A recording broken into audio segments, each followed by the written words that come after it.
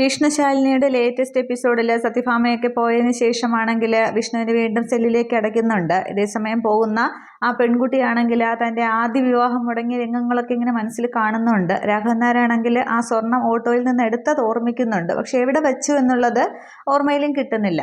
ഇതേസമയം കുടുംബശ്രീ വീട്ടിലാണെങ്കിൽ ശാരദാമ്മയെ അനൂപ് ഫോൺ ചെയ്യുന്നുണ്ട്. അന്നേരം അമ്മയ്ക്ക് എങ്ങനെയുണ്ട് എന്നിങ്ങനെ ആദ്യമേ ശാരദാമ്മ ചോദിക്കുന്നുണ്ട്. അന്നേരം ICUവിലാണ്.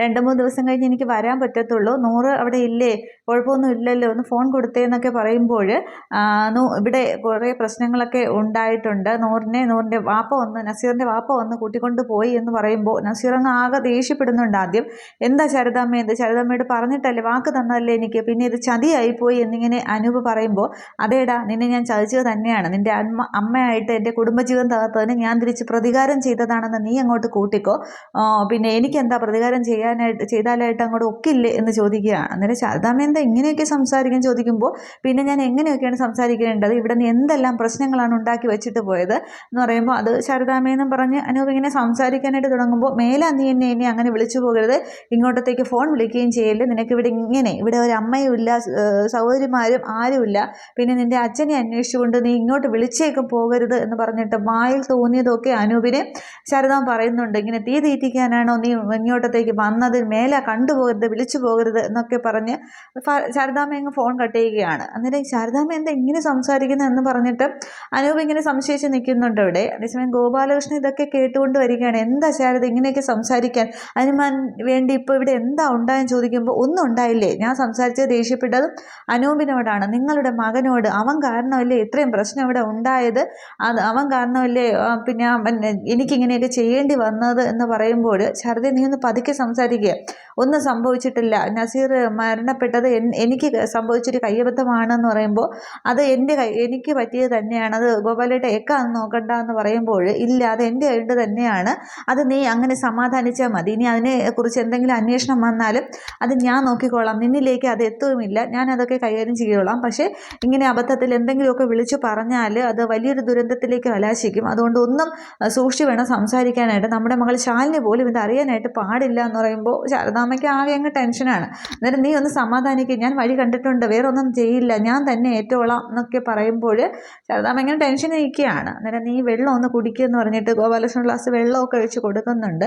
പക്ഷേ ശാരദാമ്മയ്ക്ക് ടെൻഷൻ അങ്ങോട്ട് താങ്ങാനായിട്ട് കഴിയുന്നില്ല. അന്നേരം വെള്ളമൊക്കെ ഞാൻ കുടിച്ചോളാം എന്ന് പറഞ്ഞിട്ട് പറയുമ്പോൾ, നീ ഒന്ന് സമാധാനിക്കുക എന്ന് പറഞ്ഞ് വീണ്ടും ആശ്വസിപ്പിക്കുകയാണ്. അന്നേരം ഇതൊക്കെ എന്താവുമോ എന്തോ എന്ന് പറഞ്ഞിട്ട് ശാരദാമ്മയാണെങ്കിൽ അങ്ങ് അകത്തേക്ക് പോകുന്നുണ്ട്. ഇതെന്ന ശാരദാമ്മയാണെങ്കിൽ അകത്തേക്ക് പോയിട്ട് പൂജാമുറി പോയി പ്രാർത്ഥിക്കുന്നുണ്ട്. ഒരബദ്ധം, അത് പറ്റിപ്പോയി, എത്രയോ ജീവൻ രക്ഷിക്കുന്നതാണ്, പക്ഷേ ഒരു ജീവൻ എടുക്കാനായിട്ട് ആർക്കും അധികാരമില്ല, പക്ഷെ പറ്റിപ്പോയി, ഞങ്ങളെ രക്ഷിക്കണം, വേറെ ഒരു വഴി ഇല്ലാത്തത് കൊണ്ടാണ് അങ്ങനെ സംഭവിച്ചത്, രക്ഷിക്കണേ ഈശ്വര എന്നൊക്കെ പറഞ്ഞിട്ട് ശാരദാമ്മ പൂജാമുറിയിൽ നിന്ന് തൊഴുത് കരഞ്ഞ് പ്രാർത്ഥിക്കുകയാണ്.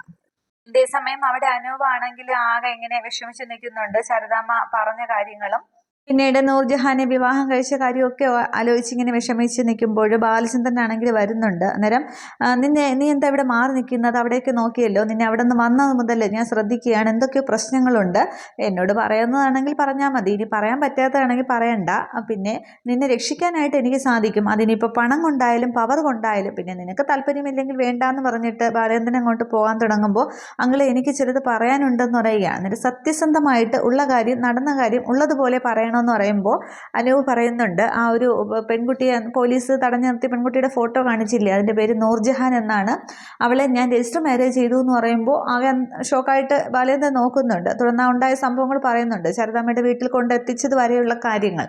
അന്നേരം അപ്പോൾ പെണ്ണിനെയും ചെറുക്കനെയും വരെ വീട്ടിൽ ഒളിപ്പിച്ച് വെച്ചിട്ട് ശാരദാമ്മ എൻ്റെ മുമ്പിൽ എന്തോ ഒരു അഭിനയമായിരുന്നു എന്ന് ബാലചന്ദ്രൻ ചോദിക്കുന്നുണ്ട്. അതെല്ലാം എനിക്ക് വേണ്ടി തന്നെയായിരുന്നു, ഞാൻ പറഞ്ഞിട്ടായിരുന്നു എന്ന് പറയുമ്പോൾ, ശരി, അതൊക്കെ അങ്ങനെ ആയിക്കോട്ടെ, വിവാഹം കഴിച്ചാൽ മാത്രം പോരല്ലോ, പെണ്ണിനെ പോറ്റി കൂടി വേണ്ടേ, അടുത്ത പ്ലാൻ എന്താണെന്ന് ചോദിക്കുകയാണ്. അന്നേരം എനിക്ക് അവളെ ഇങ്ങോട്ടത്തേക്ക് കൂട്ടിക്കൊണ്ട് വരണം എന്ന് പറയുമ്പോൾ, അത് കൊണ്ടുവരിക തന്നെ വേണം, പക്ഷേ നിൻ്റെ അമ്മയുടെ കണ്ടീഷൻ ഒന്ന് നേരെയാകട്ടെ, ഞാൻ ഡോക്ടറുമായിട്ടൊന്ന് സംസാരിച്ചിട്ട് വരാമെന്ന് പറഞ്ഞിട്ട് ബാലചന്ദ്രൻ അങ്ങ് പോകുന്നുണ്ട്. പക്ഷേ പോകുന്ന ബാലചന്ദ്രൻ അവസാനം അവിടെ വാതിൽക്കൽ ചെന്നിട്ട് ഇങ്ങനെ തിരിഞ്ഞ് അനൂപിനെ നോക്കുന്നുണ്ട്. അന്നേരം അനൂപ് ഇങ്ങനെ വിഷമിച്ച് നിൽക്കുകയാണ്. അതേസമയം അവിടെ സെല്ലിനകത്താണെങ്കിൽ വിഷ്ണു രാഘവൻ നായർ പറഞ്ഞ് ഓർമ്മിക്കുന്നുണ്ട്, സ്വർണ്ണം നമ്മുടെ വീട്ടിൽ എവിടെയോ ഉണ്ട്, പക്ഷെ എനിക്ക് ഓർമ്മയില്ല എന്ന് പറഞ്ഞത്.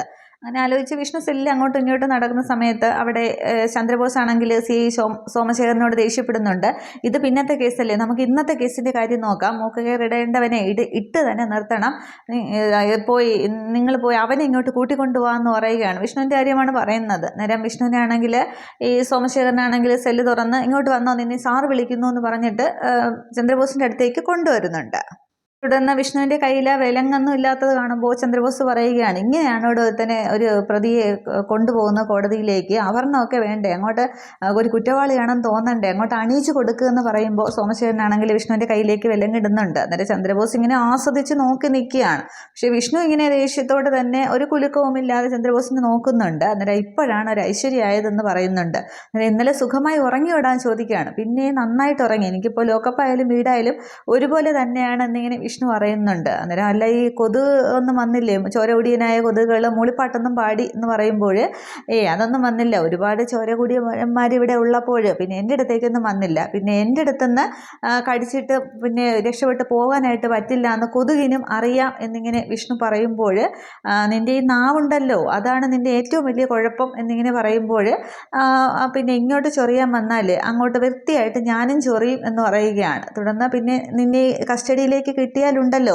നിന്നെ പിന്നെ കുഞ്ഞുനാളിൽ നീ കുടിച്ചത് മൊത്തം ഞാനിവിടെ കക്കിക്കും എന്ന് പറയുകയാണ്. അന്നേരം എന്നിട്ട് എന്ത് ചെയ്യാനാണ് പോകുന്നത്, അതൊക്കെ ഈ മുറി വൈദ്യന്മാർ ചെയ്യുന്നതല്ല, അവർ ഈ കൈവശമല്ലേ കൊടുത്ത് ചെയ്യുന്നത്, ഇതിപ്പോൾ എന്താ ചെറുപ്പത്തിൽ കുടിച്ചതോ എന്നിങ്ങനെ ചോദിച്ച് വിഷ്ണു അതേപോലെ കളിയാക്കുമ്പോൾ, നിന്നെ ഞാൻ എന്നും പറഞ്ഞിട്ട് ചന്ദ്രബോസ് വിഷ്ണുവിൻ്റെ കൊങ്ങയ്ക്ക് പിടിക്കുന്നുണ്ട്. അന്നേരം ഒന്നും ചെയ്യാനായിട്ട് പോണില്ല. പിന്നെ ഇങ്ങോട്ട് എന്നെ ചൊറിയാൻ വന്നതല്ലേ, അതുകൊണ്ട് ഞാനും ഒന്നിന് ഇരട്ടിയായിട്ട് തരികയാണ് പതിവ്. പക്ഷേ ഇതിപ്പോൾ ശകലം കുറച്ചെന്നേ ഉള്ളൂ, അതല്പം ബഹുമാനക്കുറവിൻ്റെ കുഴപ്പമാണ് എന്നിങ്ങനെ പറയുമ്പോഴും ചന്ദ്രബോസ് ആ ഒരു വിഷ്ണു വാശിയോടെ സംസാരിക്കുന്ന കേൾക്കുമ്പോൾ ചന്ദ്രബോസിനെ അവിടെ മാനം കെടുകയാണ് ചെയ്യുന്നത്. എന്നിട്ട് പറയുന്നുണ്ട്, നിന്നെ അവിടെ ചടങ്ങിന് പോയിട്ട് കോടതിയിലേക്ക് കൊണ്ടുപോവുകയാണ്, നിന്നെ കസ്റ്റഡിയിലേക്ക് കിട്ടുന്ന ഒരു ഏർപ്പാടുണ്ട്. അപ്പോൾ നിനക്ക് ഇവിടുത്തെ ചന്ദ്രബോസിൻ്റെ പത്തായപ്പുര, യഥാർത്ഥ പത്തായപ്പുര എന്താണ് നിനക്ക് ഞാൻ കാണിച്ചു തരും. പിന്നെ നിന്നെ കസ്റ്റഡിയിൽ കിട്ടുമ്പോൾ നല്ല തൃശ്ശൂർ പൂരമായിരിക്കും നിനക്ക്, നല്ല ഗർഭങ്കലക്കിയുടെയും വെടിക്കെട്ടിൻ്റെയും ഒക്കെയുള്ള നല്ല അസൽ തൃശ്ശൂർ പൂരം എന്നിങ്ങനെ ചന്ദ്രബോസ് വിഷ്ണുവിനോട് എതിരെ ഇങ്ങനെ കട്ടയ്ക്ക് ഇങ്ങനെ പറഞ്ഞുകൊണ്ടിരിക്കുകയാണ്. ഈ സമയത്ത് ശാലിനി എത്തുന്നുണ്ട്. നിൻ്റെ ഈ ചങ്കുണ്ടല്ലോ അതിവിടെ പൂത്തിരി കത്തിക്കുന്നത് പോലെ ഇവിടെ കിടന്ന് കറക്കിപ്പിക്കും ഞാൻ എന്നിങ്ങനെ പറഞ്ഞിട്ട് കൊണ്ട് ജീപ്പ് കയറ്റണമെന്നിങ്ങനെ സോമശേഖരനോട് പറയുമ്പോൾ, അല്ലെങ്കിൽ വിഷ്ണുവിനെ പിടിക്കുമ്പോഴാണ് ശാലിനി ഇങ്ങനെ അകത്തെ ക്യാബിലേക്ക് കയറി വരുന്നത്. അന്നേരം വിഷ്ണുവിനെ ആ വിലങ്ങൊക്കെ ഇട്ട് നിൽക്കുന്നത് കാണുമ്പോൾ തന്നെ ശാലിനിക്ക് ആകപ്പാടെ വിഷമം വരുന്നുണ്ട്. ശാലിനിയുടെ മുഖത്തേക്ക് നോക്കുമ്പോൾ വിഷ്ണു സങ്കടത്തോടെ നിൽക്കുകയാണ്.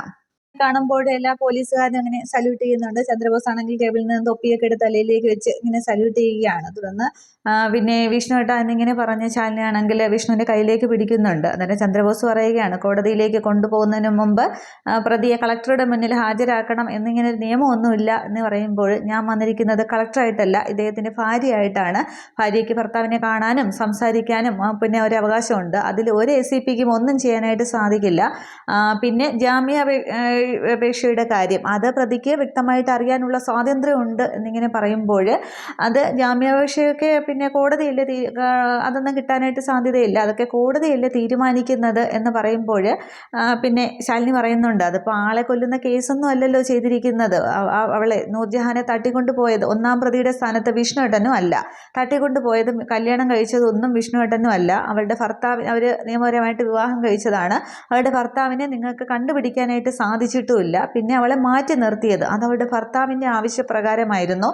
പിന്നെ പെൺകുട്ടി വന്നിട്ട് കോടതിയിൽ വ്യക്തമായിട്ടുള്ള സത്യങ്ങളെല്ലാം വിളിച്ചു പറഞ്ഞാൽ വാദി പ്രതിയാവുക ചെയ്യും. കട്ടവനെ കിട്ടിയില്ലെങ്കിൽ കിട്ടിയവനെ പിടിക്കുന്ന ആ ഒരു പഴയ കുട്ടമ്പിള്ള പോലീസിൻ്റെ ഏർപ്പാടൊന്നും ഇവിടെ നടക്കില്ല, അതിൽ ACP കുറേ വെള്ളം കുടിക്കേണ്ടി വരും എന്നിങ്ങനെ പറയുമ്പോൾ, ആ കേസൊന്നും അല്ല, അതിന് പിറകെ പിന്നാലെ കുറേ കേസുകളുണ്ട് എന്നിങ്ങനെ ചന്ദ്രബോസ് പറയുകയാണ്. മേഡം അങ്ങനെയൊന്നും അല്ല എന്ന്. അന്നേരം അപ്പോൾ സ്വർണത്തിൻ്റെ കേസല്ലേ, അതിലും അത് നിലനിൽക്കാനായിട്ട് പോകുന്നില്ല. സ്വർണം അത് എടുത്തത് വിഷ്ണുവേട്ടനും അല്ല, ആ ഒരു ഇതിൽ കഴമ്പില്ല, അതുകൊണ്ട് ആ വെള്ളം അങ്ങോട്ട് ACP വെച്ച ആ വെള്ളവും കൂടി അങ്ങോട്ട് വാങ്ങി വെച്ചേരാ. പിന്നെ FIRൽ വേറെയൊക്കെ എഴുതി പിടിപ്പിക്കാനാണ് ഇതെങ്കിൽ എൻ്റെ വക്കീലിനെ കൊണ്ട് വെള്ളം കുടിപ്പിക്കുന്ന കാര്യവും ഞാൻ ഏറ്റു, ACP ഒരുപാട് പാടുപെടും എന്നിങ്ങനെ പറയുമ്പോൾ പിന്നെ ചന്ദ്രബോസിന് ഒന്നും ചെയ്യാനായിട്ട് സാധിക്കുന്നില്ല. തുടർന്ന് വിഷ്ണുവിൻ്റെ കൈ പിടിച്ചിട്ട്, വിഷ്ണുവിൻ്റെ വിഷമിക്കാതിരിക്കുക, നമുക്ക് ജാമ്യം കിട്ടുക തന്നെ ചെയ്യും, ഇതിപ്പോൾ പിന്നെ ഇതൊന്നും ഒരു കേസേ അല്ല, ഞാൻ ഇറക്കുക തന്നെ ചെയ്യും, ഈ ശാലിനിയുണ്ട് രക്ഷിച്ചെടുത്ത് കൊണ്ടുവരിക തന്നെ ചെയ്യും എന്നിങ്ങനെ പറഞ്ഞിട്ട് ചന്ദ്രബോസിനെ ഒരു നോട്ടം നോക്കിയിട്ട് ശാലിനി അങ്ങ് പോകുന്നുണ്ട്. അന്നേരം വിഷ്ണു ഇങ്ങനെ ചന്ദ്രബോസിനെ തന്നെ ഒരു ഇതിൽ നോക്കി നിൽക്കുമ്പോൾ ചന്ദ്രബോസിന് ആകപ്പാട് ദേഷ്യം വരുന്നുണ്ട്. ചന്ദ്രബോസ് തലയിരുന്ന തൊപ്പി അങ്ങോട്ട് ഊരി മേശപ്പുറത്തേക്ക് എറിഞ്ഞിട്ട് എന്ത് കാഴ്ച കണ്ടുകൊണ്ട് നിൽക്കും, അങ്ങോട്ട് ജീപ്പ് പിടിച്ച് കയറ്റിയെന്നും പറഞ്ഞിട്ട് അവരോടൊക്കെ ദേഷ്യപ്പെടുകയാണ്. തുടർന്ന് അവരൊക്കെ വിഷ്ണുവിനെ ജീപ്പിലേക്ക് കയറ്റുന്നുണ്ട്. ശാലിനി അങ്ങ് പോകുന്നുണ്ട്. അതിന് ശാലിനിയും കോടതിയിലേക്ക് പോകുന്നുണ്ട്. വിഷ്ണുവിനെയും കൊണ്ട് ഇവരും ഇങ്ങനെ കോടതിയിലേക്ക് പോകുന്നു. ആ ഒരു സീനോടുകൂടി എപ്പിസോഡ് അവസാനിക്കുകയാണ്. അപ്പോൾ അടുത്ത എപ്പിസോഡിൽ പക്ഷേ വേറൊരു സംഭവം അവിടെ ഉണ്ടാകും. പിന്നെ വിവാഹം കഴിക്കാനായിട്ട് ആ ഒരു പെൺകുട്ടി ഉണ്ടല്ലോ, സ്വർണം നഷ്ടപ്പെട്ടു പോയ ആ കുട്ടിയാണെങ്കിൽ ആത്മഹത്യക്ക് ശ്രമിക്കും. അപ്പോൾ ഇനി ആ ഒരു പെൺകുട്ടിക്ക് എന്തെങ്കിലും സംഭവിച്ചാൽ അതും വിഷ്ണുവിൻ്റെ തലയിലേക്ക് ഇടാനുള്ള ആ ഒരു ശ്രമം ചന്ദ്രബോസ് നടത്തുകയാണ് ചെയ്യുന്നത്. പിന്നീട് ആ സ്വർണം രാഘവൻ നായർ വീട് മുഴുവൻ പരിശോധിക്കും, ഭാമയോട് പറയുകയൊക്കെ ചെയ്യും. അങ്ങനെ കുറേ സംഭവങ്ങളൊക്കെയാണ് അടുത്ത എപ്പിസോഡുകളിൽ. അതൊക്കെ കാണാം. വിഷ്ണുവിന് ജാമ്യം കിട്ടുമോ ഇല്ലയോ എന്നുള്ളതും അറിയാം. Okay, thank